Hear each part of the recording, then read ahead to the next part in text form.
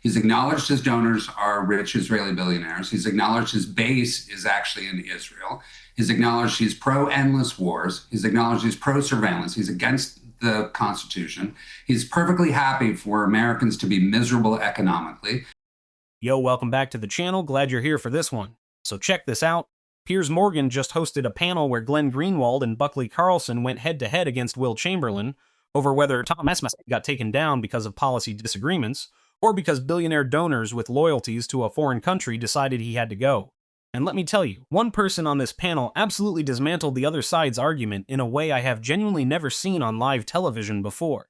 You're going to want to stay for every single minute of this because the best moment hits when you least expect it. Drop a comment and let me know what part of the world you're tuning in from. I always love seeing how far this community reaches. All right, let's get into it. I'm about to ask him to do exactly that. Travis. Both of them are. Well, I was going to preface it by saying that just before we came on air with this show, Donald Trump has gone public about a growing sense that people are getting that it's Israel trying to call the shots in Iran, that they forced him into the war in the first place, that they don't want it to end. They think that America should re-engage in the military strikes and so on. And Donald Trump's reacting pretty forcefully. Let's take a listen. What have you said to Prime Minister Netanyahu about Iran and how long to hold off on strikes? He's fine. He'll do whatever I want him to do. He's a very, very good man. He'll do whatever I want him to do, and he's a great guy. To me, he's a great guy. Don't forget, he was a wartime prime minister, and he's not treated right in Israel, in my opinion. I'm right now at 99% in Israel. I could run for prime minister, so maybe after I do this, I'll go to Israel, run for prime minister. I had a poll this morning. I'm 99%, so that's good. But no, he's a wartime prime minister, and I just don't think they treat him well. Mr. President, what do you do? I think they have a president over there that treats him very poorly. So a lot to unpack there, Will, not least the idea of Prime Minister Donald Trump of Israel. Well, we'll watch that development with interest. But this central point around Thomas Massie, which I find really fascinating, is that pretty much everything he stands for, and we'll park the Israel part of this to one side for a moment, but pretty much everything else, as Glenn articulated, would be the kind of stuff that Trump campaigned on when he got re-elected. I mean, it was, I'm not going to meddle in foreign wars, particularly in the Middle East. I'm going to take care of cost of living, America first, et cetera, et cetera. And people have looked at this and gone, well, you've done the complete opposite. And here's Thomas Massie, who's actually continued to stand by the positions that Trump was espousing as a candidate, leaving a lot of people a little bit mystified here about why Massie becomes the bogeyman if it doesn't involve his criticism of Israel. Because, again, what Glenn said is correct. You can not be a conspiracy theorist to recount factually that there were millions and millions of dollars pumped in by, Israeli-friendly billionaires against Massie. And the only reason that could be, it seems to me, is because of his increasingly critical rhetoric about the Israeli government. What do you say? Well, I think that's just simply mistaken. Remember, Thomas Massie wasn't broke here. He had over $10 million of his own to spend, sourced from libertarians nationwide. So if he wanted to get his message out there, he easily did so. And the problem was that his message was schizophrenic. And it's not Israel, it's the big, beautiful bill. Remember, you posed this statistic where you said 90% of the time he supported the Republican Party. That's a little bit misleading because the big, beautiful bill was the one bill last year that essentially contained the entirety of the president's agenda. And by voting against that, he voted against basically everything President Trump ran on. Massive increases in border security funding, funding for the wall, no tax on tips, no tax on overtime, massive decreases in some discretionary spending. So it was the key part of his agenda, and he was the only Republican to vote against it.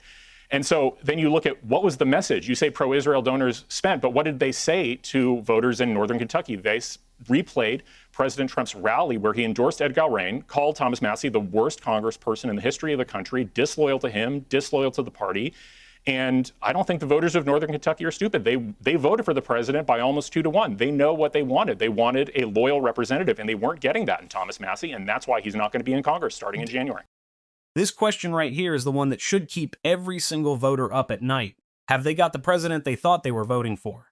And the answer that came back was yes, absolutely. But then in the same breath, The same person defending that position accidentally admits that Massie was calling the current administration the Epstein administration just months earlier. So wait, you're telling me the voters got exactly what they wanted, but also the guy calling out the administration for protecting powerful people connected to one of the most notorious figures in modern history, he's the problem? Make it make sense. And here's the part that people need to understand about how lobbying works in American politics. Back in 1938, Congress passed something called the Foreign Agents Registration Act. It was designed specifically to make sure that anyone lobbying on behalf of a foreign government had to be transparent about it.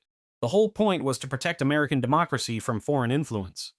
Now fast forward to today, and you have billions of dollars flowing into domestic elections from donors whose primary allegiance, by their own admission, is to another country.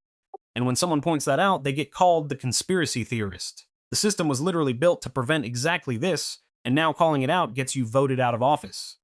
Then comes Buckley, and he does not hold back. He looks directly at the camera and says we are so used to lying and obfuscation and weasel words. And he's pointing right at the person defending this whole thing. No sugarcoating, no diplomatic language, just straight up calling it what it is. And that is the energy that's been missing from these conversations for years. Have they got the president they thought they were voting for in 2024? Absolutely, they certainly think so. I mean, Thomas Massie had the opportunity to make the arguments about how, Trump was betraying his base. He wasn't making those arguments at all. Towards the end, he was making arguments about how me and Donald Trump have a lot of work to do still together, which is ironic because a few months earlier, he was talking about how the Trump administration was the Epstein administration. That's the schizophrenia I'm talking about. He couldn't decide whether he needed to be pro-Trump to appeal to the voters in that district who liked Donald Trump, or against him because of the supposed betrayals. In reality, it was Thomas Massie hallucinating the president's platform into what he wanted it to be, rather than looking at what it actually was. Okay, Buckley Carlson. Piers, can I just quickly ask Will a very quick question? Sure. Did the record-breaking amount of millions of dollars poured into this district in Kentucky by Miriam Adelson and two other Israel-centric billionaires, was that a significant factor in your view in Thomas Massie's defeat after 12 years in Congress? Of course it was a significant factor, but that money probably would have been there regardless because President Trump had made Thomas Massie his target number one. So he would have found donors to spend that money in any event. It's just that the pro-Israel donors were particularly happy to spend that money in this case, obviously because they don't like Thomas Massie very much. Okay, let me bring in Buckley on this. What do you make of it, Buckley? In particular, do you think this is because of Israel, or do you think it's actually because he took on Trump, as Will just said, over the big beautiful bill, and that was pretty much all of Trump's agenda, and therefore, if you're going to do that, Trump would see that as a massively antagonistic, negative attack on what he wants to do, and so he decided to take him down.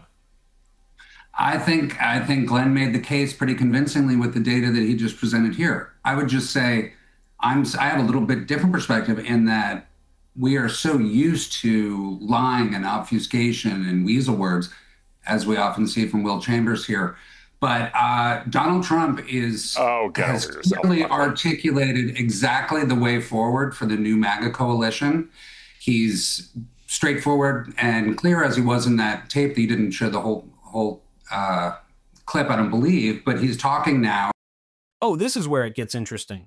Because when the President of the United States sits in front of cameras and says about a foreign leader, he'll do whatever I want him to do, you would think that sounds like strength. But if you actually listen to the full context of what's happening, it's the complete opposite.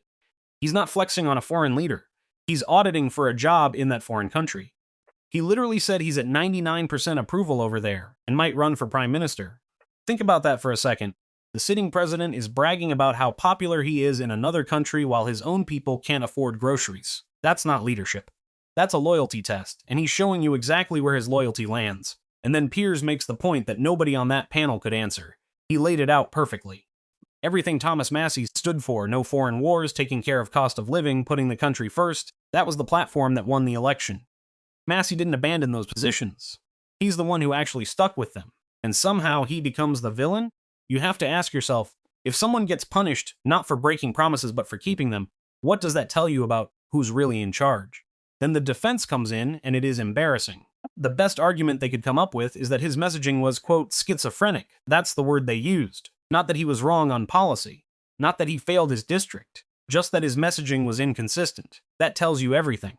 When you can't attack the substance, you attack the style. That's debate 101 for someone who's already lost the argument. He's acknowledged his donors are rich Israeli billionaires. He's acknowledged his base is actually in Israel. He's acknowledged he's pro-endless wars. He's acknowledged he's pro-surveillance. He's against the Constitution. He's perfectly happy for Americans to be miserable economically.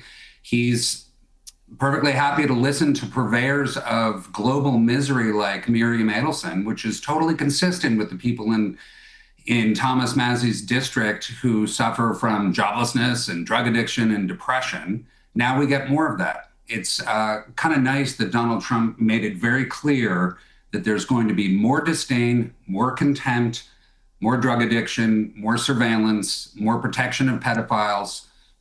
It's kind of nice to know your enemy. And I think if you talk to people in the base, in the grassroots of the Republican Party, you'll notice that a lot of people are actually leaving. It's exactly this kind of talk, which is why Ed Galbraith is now going to be the representative from Kentucky. Exactly this kind of talk. Republican primary voters heard this message, and they keep talking over me, they said, Donald Trump talked over his supporters. The people who put him in office, the people who put him in office voted for a very clear agenda, absolutely articulated over an entire decade. The people who voted for Thomas Massie in 24 are the same people who voted for Trump in 24. And they wanted less government surveillance. They wanted actually justice for pedophiles. They didn't want foreign wars. They didn't want more economic. If you were right, Massie would have won, but he lost. They don't want foreign interference in their country or in their district. And it's an absolute shame, but it is refreshing that Donald Trump has articulated that clearly, as he did last week when he said he does not care about Americans. He doesn't think about Americans before he makes decisions that impact their economic lives.